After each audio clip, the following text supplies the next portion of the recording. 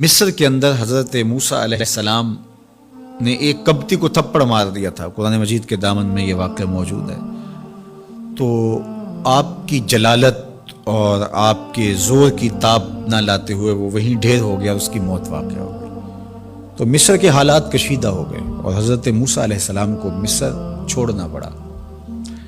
تو وہ شہر مدین کی جانب جا رہے تھے کہ راستے کے اندر ایک کنواں تھا، وہاں کچھ لوگ اپنے جانوروں کو پانی پلا رہے تھے۔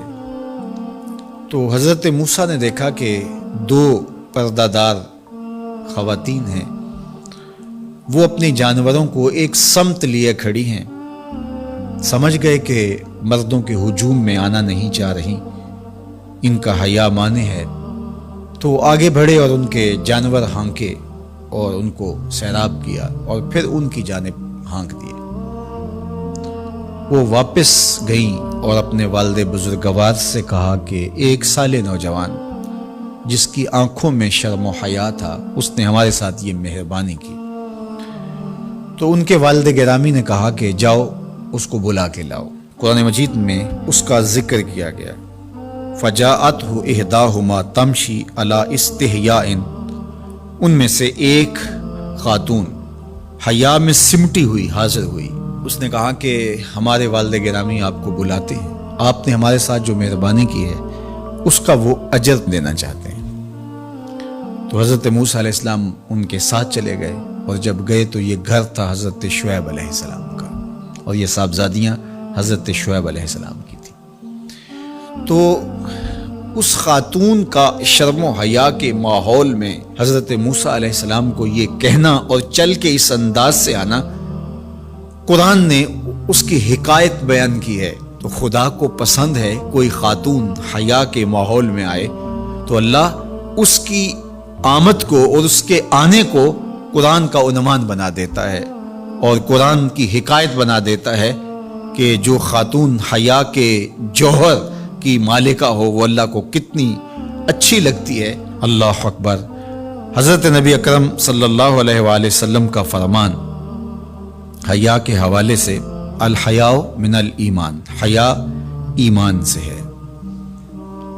تو جتنے بھی ایماندار لوگ ہیں وہ پھر حیا کے جوہر سے مزین ہوں گے، مالا مال ہوں گے۔ آپ دیکھ لیجئے سب سے بڑے ایماندار تو میرے اور آپ کے آقا مولا ہیں، اور حضور کمواری لڑکی سے زیادہ حیادار تھے۔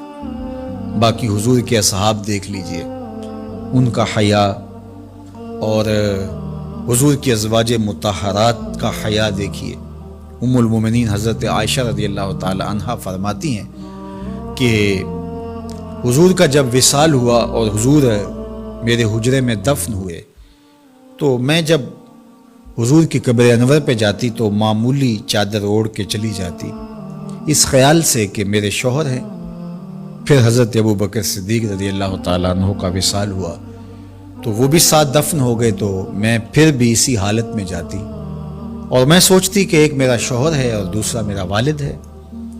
کہا پھر حضرت عمر رضی اللہ تعالیٰ عنہ کا انتقال ہوا اور وہ بھی ساتھ مدفون ہوئے۔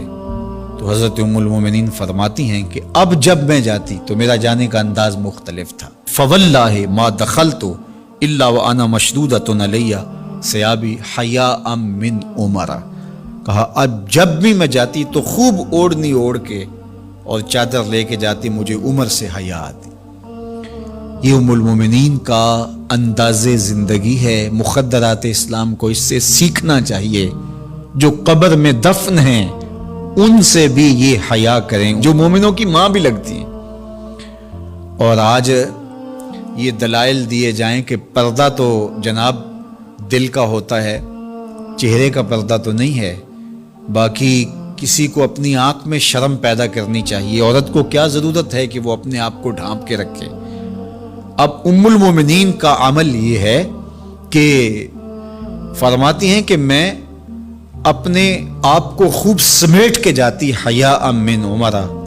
عمر قبر میں ہیں لیکن ام المومنین فرماتی ہیں مجھے پھر بھی حیا آتی۔ اور حضرت سیدہ طیبہ طاہرہ حضرت فاطمہ زہرا رضی اللہ تعالی عنہا نے کہا کہ عورت کے لیے بہترین پردہ یہ ہے کہ اس کو کوئی غیر مرد نہ دیکھے اور وہ غیر مرد کو نہ دیکھے۔ تو جب یہ ہمارا دین ہمیں سکھاتا ہے اور حیا کا یہ سبق دیتا ہے، بڑوں سے حیا کرنے کی تلقین کی گئی، اللہ سے حیا کرنے کی، اس کے رسول سے حیا کرنے کی تلقین کی گئی۔ صحابہ فرماتے ہیں بعض اوقات ہم کچھ پوچھنا چاہتے ہوتے تھے اور حضور کے حیا کی وجہ سے ہم ایک عرصہ تک وہ بات نہیں پوچھ پاتے تھے۔ آج دادا کے سامنے بچے جس طرح بات کرتے ہیں اور جس طرح بچوں سے حیا کا جوہر ختم ہو گیا ہے اور اس کو وہ تہذیب نو کا کرشمہ سمجھتے ہیں اور جدید دور کی کرامت سمجھتے ہیں، یہ دور جدید کی کرامت نہیں ہے، یہ جاہلیت ہے۔ بڑوں کا احترام اور بڑوں کی عزت یہ زندگی کا جمال ہے۔